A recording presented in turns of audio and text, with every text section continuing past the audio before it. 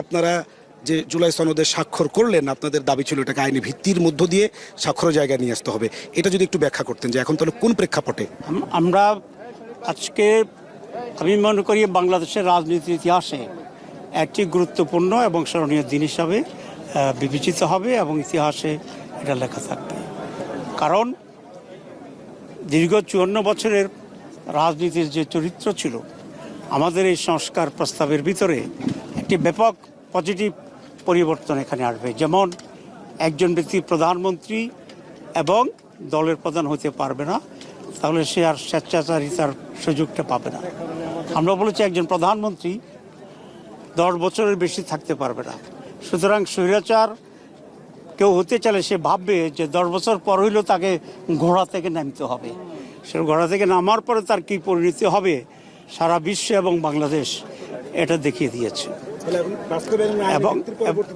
এবং আমরা মনে করি যে এটা ঐকমত্য কমিশনের দায়িত্ব ছিল একটা কনসেনসাস তৈরি করা।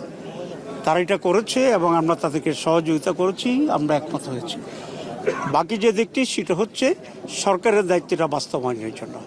কিন্তু সেখানে ঐকমত্য কমিশন আমাদেরকে আশ্বস্ত করেছে যে গণভোটের মাধ্যমেই এই বিষয়টি বাস্তবায়িত হবে, আইনি ভিত্তি পাবে।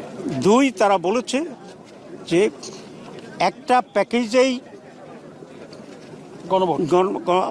প্যাকেজেই সমস্ত সংস্কারকে এক জায়গায় নিয়ে এটার উপরে গণভোট হবে। সুতরাং একটা প্যাকেজে যখন হবে তখন যে সমস্ত বিষয় আমাদের ন্যাশনাল কনসেনসাস কমিটির মিটিংয়ে আমরা সকলে মিলে কোথাও 2/3, কোথাও মেজরিটি, কোথাও অ্যাবসলিউট কনসেনসাস মিলে আমরা পাশ করেছি এবং ওই সমস্ত বিষয়ের উপরেই গণভোট হবে। একটি প্রশ্ন বিভ্রান্ত করার জন্যে ময়দানে ছড়িয়ে দিয়েছে যে যেগুলো নোট অফ ডিসেন্ট আছে সেগুলোর উপরে আবার গণভোট হবে। নোট অফ ডিসেন্ট হচ্ছে একটা দলের বা 2টা দলের তার নিজস্ব কথা। নোট অফ ডিসেন্ট মানেই হচ্ছে একটা সিদ্ধান্ত হয়েছে, তার প্রতিবাদ তারা করছে, তাহলে সিদ্ধান্তটা তো আগে। তো সেই জন্য আমি নানা এক্সপার্টের সাথে আলোচনা করেছি যে নোট অফ ডিসেন্ট হবে একটা আমার ডিফারেন্স অফ ওপিনিয়নটাকে ঐতিহাসিকভাবে এখানে রেকর্ড রাখার একটা ব্যবস্থা মাত্র। It has no decisive value. সুতরাং এখানে বিভ্রান্তি ছড়ানো হচ্ছে, কিন্তু ultimately lawfully, legally, morally, naturally এটার কোনো ভ্যালু এখানে থাকবে না।